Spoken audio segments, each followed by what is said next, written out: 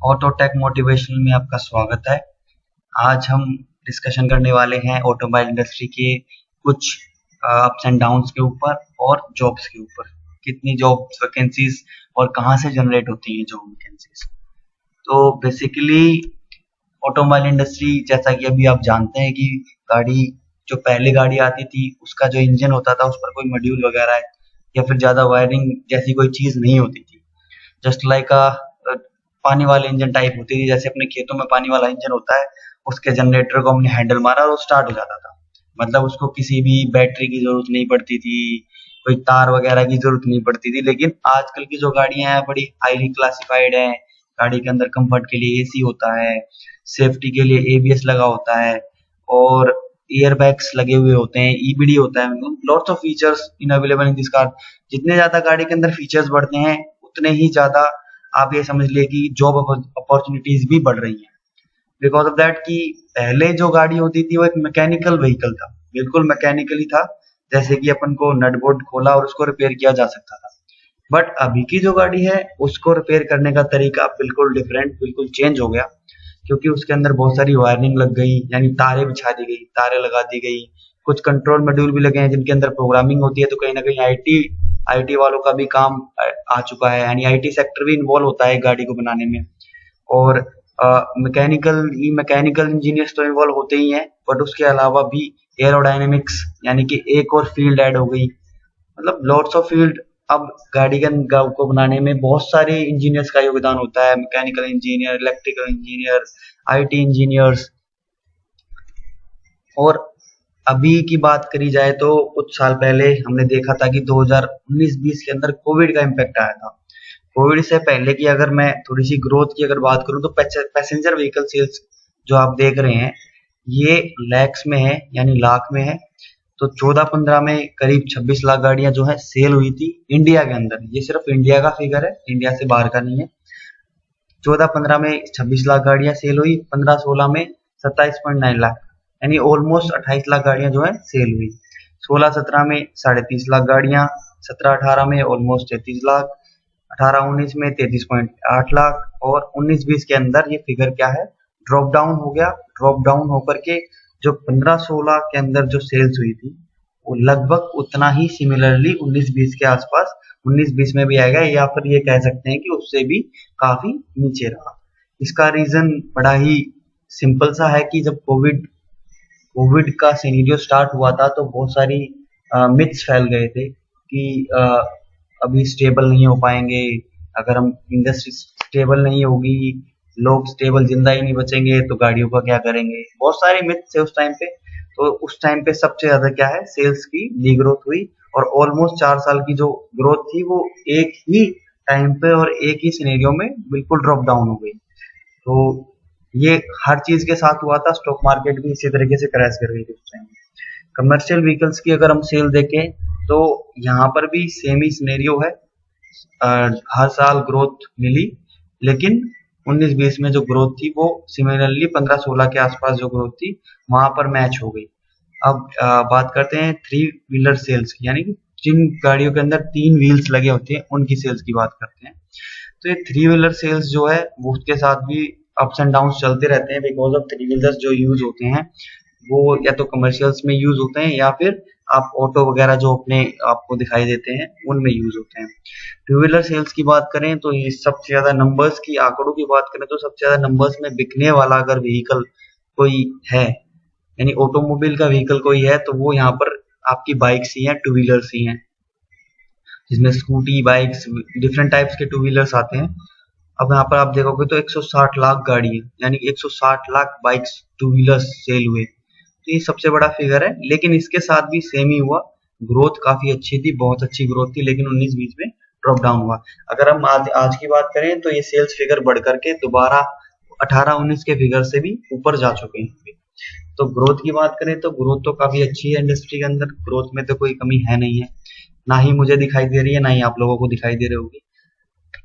Industry में कोई दिक्कत नहीं, इंडस्ट्री बहुत अच्छी है, इंडस्ट्री में कोई कमी नहीं है। और इवन अब तो मार्केट के अंदर इतना ज्यादा कंपटीशन आ चुका है, बहुत सारी कंपनियां एग्जिस्ट कर गई हैं जो होती ही नहीं थी। पहले सिर्फ मारुति मारुति सुनाई देता था, लेकिन अब अगर आप टॉप 20 कार्स के अंदर जाने की भी बात करते हैं, तो अगर आप इसमें देखेंगे, पहली जो 4 गाड़ियां हैं वो कहीं ना कहीं राइट है कि ठीक है वो मारुति के व्हीकल्स है, लेकिन जो 5वीं गाड़ी है वो मारुति का व्हीकल नहीं है, वो किया सेल्टोस है। यानी किया कंपनी ने बहुत ही अच्छा परफॉर्म किया है। Hyundai पहले से ही जानते हैं, Eeco, Vitara, Brezza, Dzire, Espresso, Grand आइटेंस, लेरियो, वर्टिगा, इनोवा। यहाँ पर टोयोटा का भी थोड़ा सा अच्छा रोल रहता था, बट अभी क्या है, टोयोटा के फिगर्स डाउन हो गए हैं। और अभी का अगर हम सेल्स ट्रेंड देखेंगे, तो मारुति सुजुकी का जो शेयर है, करंट में जो शेयर है मार्केट के अंदर, वो घटकर जो ऑलमोस्ट करीब, अगर मैं 3 साल 4 साल पहले की बात करूं तो करीब 51 से 52% होता था, जो कि घट करके ओनली 42% ही रह गया है। 42.42.75% रह गया है। Hyundai की बात करें तो Hyundai का भी शेयर घटा है, यानी कि Hyundai का भी शेयर पहले जो होता था वो 20% के आसपास होता था, जो कि अब 16.24% रह गया है। टाटा की बात करें तो टाटा का शेयर होता था ऑलमोस्ट 2% के आसपास, लेकिन ये बढ़ करके 11.45% पे चला गया है। मतलब टाटा ने बहुत ही अच्छा परफॉर्म किया है बीते 2 सालों के अंदर। या आप ये कह सकते हैं कि टाटा एक ऐसी कंपनी बन गई है जो लास्ट वाले पायदान से उठ करके टॉप स्लैब के ऊपर की तरफ जा रही है, और बहुत ही ज्यादा स्पीड से जा रही है। क्योंकि अभी करंट का सिनेरियो अगर आप देखेंगे तो मार्केट के अंदर ईवी आपको नजर आती है, यानी इलेक्ट्रॉनिक व्हीकल, एक ऐसी गाड़ी जो प्योरली इलेक्ट्रिसिटी के ऊपर चलती है, जिसमें कोई भी फ्यूल यूज नहीं होता। वो गाड़ी भी टाटा ने लॉन्च कर दी है। इवन टाटा ने दो दो ईवी व्हीकल्स को लॉन्च कर दिया है, और उनकी एक गाड़ी अभी भी ऑलमोस्ट लॉन्च होने वाली है, जो ईवी ही होगी। मतलब मार्केट के अंदर काफी अच्छी पहचान बनाई है टाटा ने। मारुति सुजुकी की बात करें तो मारुति सुजुकी के पास में अभी तक देखा जाए तो कोई भी इलेक्ट्रॉनिक व्हीकल नहीं है। हाँ, सीएनजी है, इनबिल्ट सीएनजी व्हीकल्स हैं, ओईएम फिटेड सीएनजी आती है, लेकिन एक भी ईवी व्हीकल नहीं है। हालांकि रूमर्स भी रहे, और ये कहीं ना कहीं सच भी है कि 2016-17 में मारुति ने अपनी पहली ईवी कार को डेवलप कर लिया था, जो कि वैगनार ही थी, और जिनके टेस्ट ट्रायल डिफरेंट डिफरेंट जगहों पर हुए हैं। कुछ कुछ तो जापान में भी चल रही हैं, कुछ इंडिया में चल रही हैं, कुछ पहाड़ों में, कुछ मडी एरियाज के अंदर उनको यूटिलाइज किया जा रहा है, लेकिन आज तक वो गाड़ी लॉन्च नहीं हुई। और इवन अभी भी मतलब उसका लॉन्च का अपडेट कोई है नहीं है। बट अगर देखा जाए तो कहीं ना कहीं इलेक्ट्रिक व्हीकल की तरफ मारुति ने एक कदम तो फिर भी बढ़ा दिया है। जैसा कि आप जानते हैं कि मारुति की अभी अभी एक न्यू गाड़ी लॉन्च हुई है, जो कि नेक्सा के अंदर इनके लग्जरी सेगमेंट के अंदर उतरी है, जो है ग्रैंड विटारा। ग्रैंड विटारा के अंदर इन्होंने स्ट्रॉन्ग हाइब्रिड को यूज किया है, यानी कि फुल्ली हाइब्रिड सिस्टम को यूज किया है। गाड़ी जो है वो सिर्फ बैटरी के ऊपर भी चलने की कैपेसिटी रखती है, उसके इंजन को ऑन होने की जरूरत नहीं पड़ेगी, ओनली बैटरी पे वो गाड़ी चल सकती है। ये भी बहुत अच्छा प्रोडक्ट, बहुत अच्छा कदम है। एक एसयूवी, एक मिनी टाइप एसयूवी तो नहीं कहेंगे, बट एक अच्छी एसयूवी गाड़ी के अंदर अगर आप एवरेज की बात करते हैं, तो एवरेज करीब 20 के से ज्यादा कोई भी गाड़ी ऑफर हमें नहीं करती है। इवन 20 से तो कम ही ऑफर कर रही है सारी गाड़ियां, बट ये गाड़ी में मारुति जो है 27 प्लस की माइलेज एवरेज को क्लेम कर रही है। यानी कि अगर रोड कंडीशंस पे अगर हम जाएं तो ये 24-25 की जो है एवरेज देने वाली है, जो कि एक एसयूवी, एक इतनी बिगर एसयूवी के अंदर इतनी अच्छी एवरेज मिलना भी बहुत ही ज्यादा मतलब अच्छी बात है। अच्छी बात के साथ साथ इसमें प्लस पॉइंट क्या रहेगा कि अगर एवरेज बढ़ जाती है तो कहीं ना कहीं बहुत सारे जो कंज्यूमर्स हैं, जो शिफ्ट हो गए थे किया की तरफ, महिंद्रा की तरफ, टाटा की तरफ, वो दोबारा मारुति की तरफ शिफ्ट हो सकते हैं इस प्रोडक्ट को देख करके। बिकॉज इसका जो सेलिंग रेंज रहेगा शायद वो 18 से 20 लाख रुपए रहने वाला है, बट अभी ये डिस्क्लोज नहीं हुआ है। बट इसकी ही सेम व्हीकल जो टोयोटा ने लॉन्च किया, Hyryder, Urban Cruiser Hyryder, वो जो गाड़ी है उसका जो प्राइस आया वो कुछ 18 लाख ही आया है। तो ये भी सेम ही प्रोडक्ट है, तो इसका भी जो प्राइस है वो सेम ही रहने वाला है। अभी आगे अगर हम बात करें तो महिंद्रा है।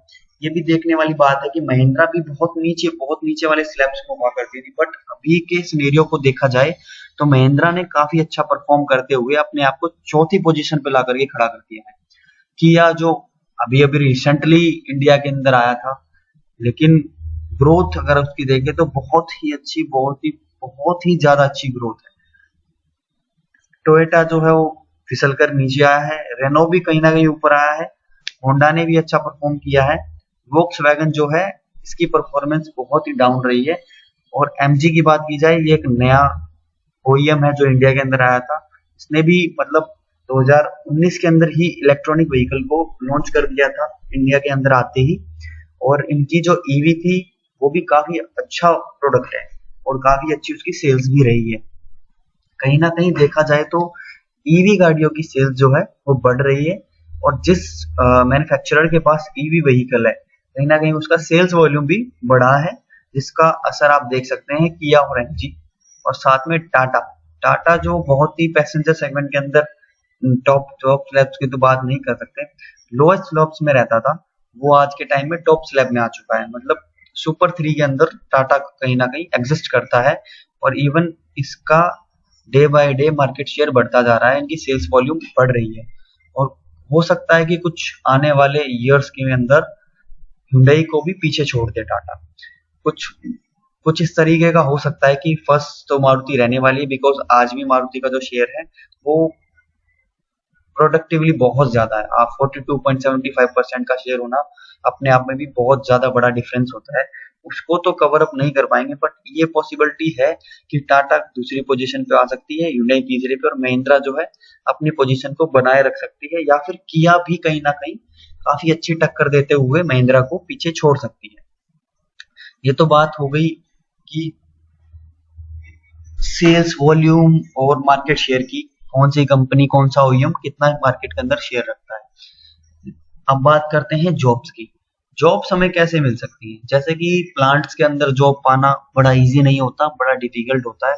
इवन मारुति सुजुकी के अंदर तो आप लोगों को नहीं पता होगा तो एक TW1 और TW2, temporary worker 1 and temporary worker 2 करके एक स्कीम होती है, या फिर कहेंगे कॉन्ट्रैक्ट है।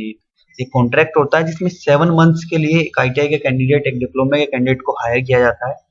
उसमें क्लियरली मेंशन होता है कि वो TW1 जो है 7 मंथ्स का कॉन्ट्रैक्ट है, आप 7 मंथ्स ही काम करेंगे, उसके बाद आपको डिसकंटिन्यू करना पड़ेगा या कंपनी आपको डिसकंटिन्यू करा देती है। उसके बाद में दोबारा एग्जाम्स होते हैं, वो कुछ टाइम ड्यूरेशन के बाद होते हैं एज पर MSIL पॉलिसीज। वहां पर जो बंदा एग्जाम्स को क्लियर कर जाता है, जो कैंडिडेट एग्जाम्स को क्लियर कर जाता है, उसको फिर दोबारा चांस मिलता है TW2 करने का। बेसिकली क्या है कि आप टेम्परेरी वर्कर रहने वाले हैं, कभी भी परमानेंट नहीं हो सकते।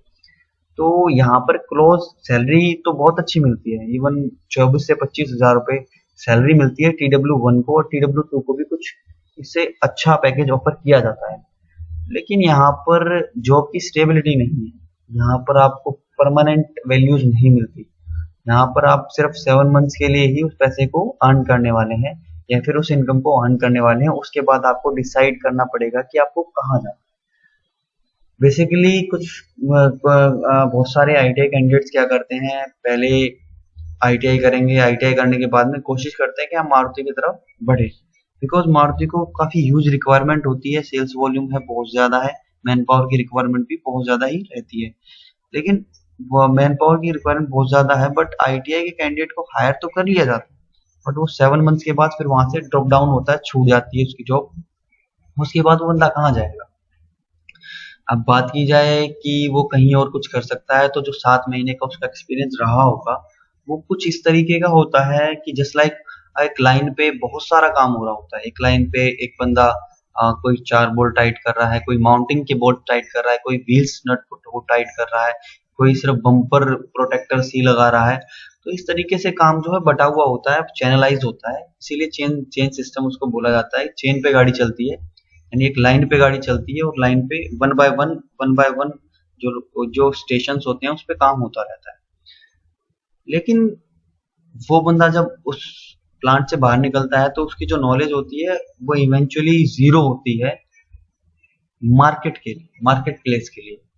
वो ओईएम के अंदर तो दोबारा जा सकता है, लेकिन ओईएम उसको लेने वाला इतनी जल्दी नहीं है। अब बात कर लेते हैं कि फिर जॉब्स कहाँ। अब अगर ओईएम भी नहीं लेगा तो फिर जॉब्स रह कहाँ गई, जॉब्स मिलेंगी कहाँ? तो बात की जाए तो सबसे बड़ा जो जॉब क्रिएटिंग हब है ऑटोमोबाइल के अंदर, वो है ओईएम्स के डीलरशिप्स, जिन पे आप जो शोरूम्स होते हैं, जो सर्विस स्टेशन होते हैं, आप देखेंगे कि जहाँ से गाड़ियाँ सेल होती हैं वहां पर रिपेयर भी किया जाता है गाड़ी को। एक तो सेल्स सेल्स वाली टीम होती है, बहुत बड़ी सी टीम होती है, और इसके ही साथ में सर्विस होती है। तो जिस लड़के ने आईटीआई कर रखी है या डिप्लोमा कर रखा है, वो काफी अच्छा जॉब करियर डीलर्स के अंदर बना सकता है, बिकॉज डीलर्स के अंदर रिक्वायरमेंट काफी ज्यादा रहती है, और यहाँ पर जॉब जो होती है वो परमानेंट होती है। यहाँ पर इस तरीके का क्लॉज नहीं होता कि 7 मंथ्स के बाद आपको डिसकंटिन्यू कर दिया जाएगा। आप लॉन्ग टाइम तक काम कर सकते हैं और आप सीख सकते हैं। यहाँ पे लर्निंग्स भी बहुत अच्छी लर्निंग्स होती है, बिकॉज ऑफ दैट कि डीलर्स जो है अपने कैंडिडेट्स को ओईएम के अंदर ट्रेनिंग्स करवाते हैं, वेरियस ट्रेनिंग्स होती हैं। अब आप देखेंगे कि एक मैकेनिक को इंजन भी करना पड़ता है, गियर बॉक्स भी करना पड़ता है, कहीं सस्पेंशन भी ओवरऑल करना पड़ता है, और गाड़ी की इलेक्ट्रिकल जॉब्स को भी डन करना पड़ता है। तो कंपेरेटिवली एक प्लांट बॉय में और एक डीलरशिप के लड़के में बहुत डिफरेंस होता है। यहाँ पर सिर्फ एक नेगेटिव जो पॉइंट रहता है वो सैलरी का रहता है। सैलरी जो है बहुत कम होती है comparatively to plants, because plant के अंदर आपको 24,000 मिल रहे हैं, यहाँ पे आपको कुछ 11-12 हज़ार रुपये स्टार्टिंग में मिलने वाला है। एज ए आप ज्वाइन भी करेंगे एज ए हेल्पर टैग करके, यानी कि असिस्टेंट टैग बोल सकते हैं या फिर हेल्पर टैग बोल सकते हैं। आपको स्टार्टिंग में सिखाया जाएगा, उसके दौरान में ट्रेनिंग्स होंगी आपकी, आप वेरियस जगह पर जाकर के ट्रेनिंग करेंगे। वो सभी ओईएम्स कराते हैं, ऐसा नहीं है सिर्फ मारुति कराती है या सिर्फ हुंडई कराती है, टाटा कराती है, महिंद्रा कराती है। हर एक ओईएम का अपना एक ट्रेनिंग सेंटर होता है, वो डिफरेंट डिफरेंट जगह पर होती हैं। वहां पर टेक्नीशियंस को, इलेक्ट्रिशियंस को, एडवाइजर्स को, इवन पूरी सर्विस की टीम को और सेल्स की टीम को ट्रेनिंग के लिए भेजा जाता है। सेल्स की टीम को सिखाया जाता है कस्टमर डील कैसे करना है, सेल्स वॉल्यूम को कैसे इंक्रीज करना है, कैसे हम किस तरीके से गाड़ियां ज्यादा सेल कर सकते हैं मार्केट के अंदर, कैसे अपने कस्टमर्स को लुभा सकते हैं, कैसे अपने कस्टमर्स को अपना प्रोडक्ट सेल कर सकते हैं। ऐसी जो सर्विस की टीम होती है उनको कस्टमर हैंडलिंग के साथ साथ में ये सिखाया जाता है कि गाड़ी के अंदर कितने कंपोनेंट लगे हुए हैं, किस कंपोनेंट का क्या काम होता है, और किस कंपोनेंट को कैसे रिपेयर किया जाता है। तो यहाँ पर जो नॉलेज है, नॉलेज का बल्क बहुत ज्यादा है। यहाँ पर आपको पूरी गाड़ी की नॉलेज मिलने वाली है। जहाँ पर आप पूरी गाड़ी की नॉलेज पा रहे हैं, तो आप ये लीजिए कि हैंड आप हैंड स्किल क्रिएट कर रहे हैं, यानी हाथ का दस्तकार। जो बड़े बूढ़े पुराने जमाने में जो लोग कहते थे कि हाथ का दस्तकार बनो, ताकि किसी का मोहताज ना रहना पड़े। बिकॉज जिसको हैंड जो यानी हाथ से अपनी खुद की स्किल जिसके पास होती है, वो कभी भी खाली नहीं बैठता। बिकॉज अगर कोई बहुत बड़ा ही क्रूशली जॉब लैक आ गया, जैसे कि कोविड सिनेरियोस के याद आया था, बहुत सारे लोगों की जॉब्स चली गई थी, बहुत सारे प्लांट्स ने टेम्परेरी वर्कर्स को निकाल दिया था, बट डीलर्स ने फिर भी 5 to 7% ही मैन पावर को फायर किया था, निकाला था। बाकी जो मैन पावर थी वो एग्जिस्टिंगली काम कर रही थी, वो भी 5 से 7% एम्प्लॉयज वो होंगे, उनको टारगेट किया गया था, जो जिनकी परफॉर्मेंस थोड़ी लो लेवल की, जिनकी परफॉर्मेंस अच्छी होती है, वो उनको कभी भी टारगेट नहीं किया जा सकता, क्योंकि डीलर के अंदर के पास में पहले ही मैन पावर का लैक रहता है। ऑलरेडी जो मैन पावर का लैक रहने के कारण डीलर्स में जितनी जल्दी मैन पावर को नहीं निकाला जाता। कोविड सिनेरियो के अंदर अगर प्लांट्स का देखा जाए तो 25 से 30% के आसपास मैन पावर को सेग्रीगेट किया गया था, निकाला गया था साइड कर करके। वो हर एक मैन्युफैक्चरर ने ही किया था, किसी ने कम किया, किसी ने ज्यादा किया, बट किया था। बट डीलर्स के अंदर ऐसी एक्टिविटी बहुत ज्यादा हाइपर लेवल पे नहीं गई, बहुत ज्यादा लो मतलब एक्सट्रीम लेवल पे नहीं गई, लो लेवल पे ही इसको किया गया था। तो बेसिकली कहा जाए तो जॉब्स बहुत ज्यादा हैं ऑटोमोबाइल इंडस्ट्री के अंदर, लेकिन यहाँ पर आपको का जो सफर जो रहने वाला है, वो सफर बड़ा पेनफुल होता है।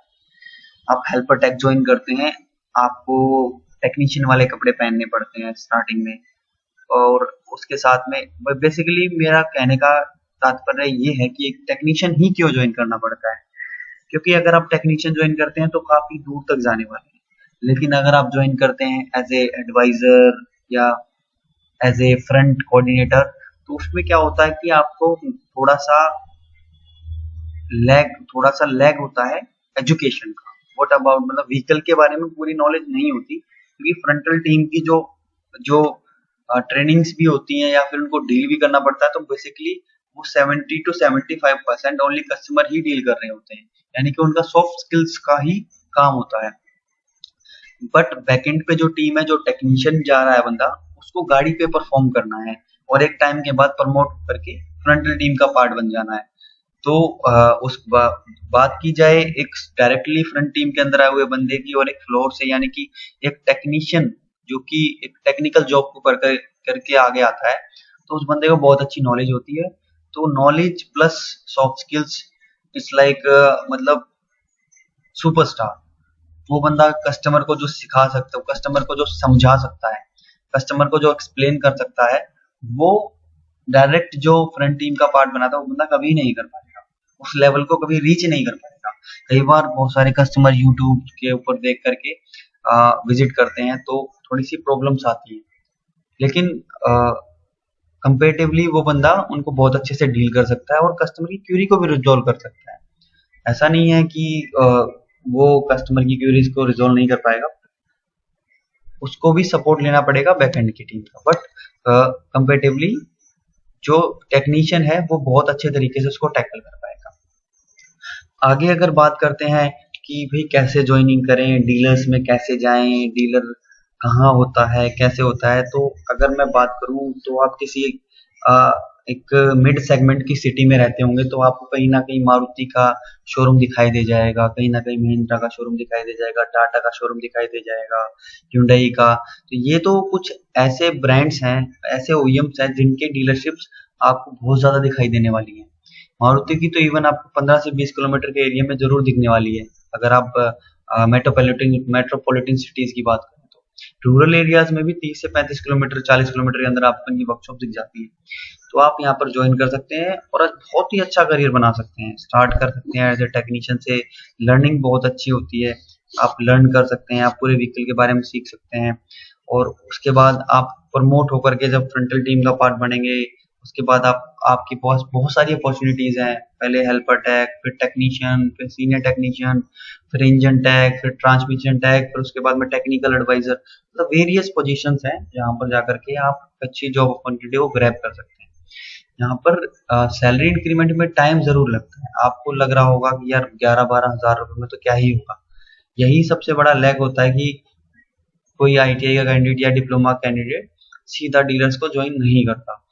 इसलिए ही नहीं वो लोग आगे नहीं बढ़ पाते, बिकॉज उनको लगता है कि यार प्लांट वाला तो 24,000 दे रहा है, डीलर मुझे 11,000 रुपए दे रहा है, तो मैं 11,000 रुपए में कैसे काम कर पाऊंगा। लेकिन उनको ये चीज समझनी चाहिए कि वहां पर आपको 7 महीने, 1 साल का ही टेन्यूर रहता है हर डीलर के अंदर, सॉरी हर ओईएम के अंदर, प्लांट के अंदर आपको इतने टेन्यूर में को काम करने दिया जाता है, उसके बाद आपको डिसकंटिन्यू करा दिया जाता है। तो वहां पर जॉब स्टेबिलिटी ही नहीं है। अगर जॉब स्टेबिलिटी नहीं है तो आप 1 साल में सपोज कीजिए आपने 2.5 लाख रुपए अर्न भी कर लिए, 2.5 लाख रुपए या फिर 3 लाख रुपए आप मोटा मोटी मान लेते हैं, 3 लाख रुपए आपने अर्न भी कर लिए, लेकिन अगले 1 ईयर तो आप खाली बैठने वाले हो, बिकॉज कि आपके उस एक्सपीरियंस का तो कुछ फायदा ही नहीं होगा मार्केट के अंदर, क्योंकि आपको नॉलेज तो सिर्फ उतनी ही होगी जितना आपने लाइन पे काम किया। आप 1 साल के अंदर हो सकता है कि आप 3 या 4 जो आपके बेस होंगे वो चेंज हो जाएंगे, तो बेसिकली उन पे भी आप 4 ही चीजें सीख पाएंगे। लेकिन यहाँ पर आपको पूरी गाड़ी के बारे में सीखने को मिल रहा है। बॉडी शॉप डिपार्टमेंट्स होते हैं जहाँ गाड़ियाँ एक्सीडेंट होकर के जाती है। जो गाड़ी एक्सीडेंट होती है वो बहुत तरीकों से एक्सीडेंट होते हैं, frontal impact, rear impact, even बहुत सारी गाड़ियां तो बिल्कुल ही टोटली डैमेज हो जाती हैं, उनको भी रिपेयर किया जाता है। उनकी रिपेयरिंग के अंदर पूरी वायरिंग हार्नेसेस हो गई या फिर जो बहुत सारे मॉड्यूल्स हैं उनको निकालना पड़ता है, फिर दोबारा फिट करना पड़ता है। तो एग्जैक्टली क्या है कि आपको यहाँ पर सीखने को बहुत मिलने वाला है। तो मैं तो सभी लोगों को प्रेफर करता हूँ जो मेरे आईटीआई के साथी हैं, जो मेरे आईटीआई से जुड़े हुए भाई हैं, जो या तो आईटीआई पास कर चुके हैं या फिर अब आईटीआई कर रहे हैं इसी उम्मीद में कि उन्हें अच्छी जॉब मिले, तो वो भी उनको बहुत जल्दी अच्छी, क्योंकि आईटीआई करने वाला जो स्टूडेंट होता है वो थोड़ा सा जॉब की तरफ ज्यादा भागने वाला होता है, बिकॉज उसको जैसी आईटीआई खत्म होती है उसकी जॉब की रिक्वायरमेंट होती है। तो बेसिकली वो डीलर्स की तरफ मूव करे, उसको 100% जॉब मिल जाएगी। टाटा, महिंद्रा, किया, एमजी, बहुत सारी कंपनियां हैं, मारुति सुजुकी के अंदर भी आपको बहुत अच्छी जॉब मिल जाएगी। आप स्टार्ट करें, आप टाइम दे 2-3 साल कम से कम उस डीलर को, उसके साथ आप ग्रो करें, सीखें। सीखने के बाद आपको पैसा अपने आप मिलेगा। मनी, वो पुरानी कहावत है कि आप बस ज्ञान बढ़ाइए, पैसा तो अपने आप पीछे पीछे आ जाएगा। तो नॉलेज मेक्स मनी ना, नॉलेज हमेशा पैसा बना नॉलेज ही पैसा पैदा करती है, नॉलेज ही पैसा बनाती है। तो गाइज, मैं सभी अपने आईटीआई के साथियों को और डिप्लोमा के साथियों को कहना चाहूंगा कि अभी के टाइम में अगर आप ऑटोमोबाइल इंडस्ट्री के अंदर अपना फ्यूचर बनाना चाहते हैं, प्लांट बहुत अच्छी बात है, किसी का सिलेक्शन प्लांट के अंदर हो जाता है, बट परमानेंट परमानेंट अगर आपका सिलेक्शन प्लांट के अंदर हो जाता है तो वेरी गुड। नहीं तो खाली ना बैठे, अपना टाइम बर्बाद ना करें, बिकॉज टाइम जो है वो प्राइसलेस होता है, वो कभी लौट कर भी नहीं आता। अगर एक बार टाइम चला गया तो वो आपके हाथ से चला गया। उसके बाद वो टाइम आप सिर्फ बैठ करके उस टाइम के बारे में सोच सकते हैं कि यार मैं ये कर सकता था, वो कर सकता था, बट होगा कुछ नहीं। तो बेसिकली टाइम खराब ना करें। जैसे ही आप अपनी आईटीआई कंप्लीट करें, कोशिश करें प्लांट में जाने की। अच्छी बात है, अच्छा पैसा मिलता है, लेकिन अगर आप वहां पर परमानेंट नहीं लग पा रहे हैं तो वहां न जा करके आप डीलर्स में ज्वाइन करें। डीलर्स को ज्वाइन करके अपनी ग्रोथ को स्टेबल करें, क्योंकि वहां पर जॉब है वो स्टेबल है। आप वहां पर जितना चाहे उतना अर्न कर सकते हैं, लेकिन आपको नॉलेज गेन करनी पड़ेगी। और एक टेक्नीशियन से एक ग्रुप जीएम या फिर वाइस प्रेसिडेंट तक का भी सफर तय कर सकते हैं। तो धन्यवाद दोस्तों, आज के दिन बस इतना ही। अगली वीडियो में एक नए टॉपिक के साथ आपके सामने हाजिर होऊंगा। प्लीज, अगर आपको ये वीडियो बहुत अच्छी लगे तो प्लीज सब्सक्राइब एंड लाइक जरूर करें और कमेंट भी करें। थैंक यू, धन्यवाद, शब्बा खैर।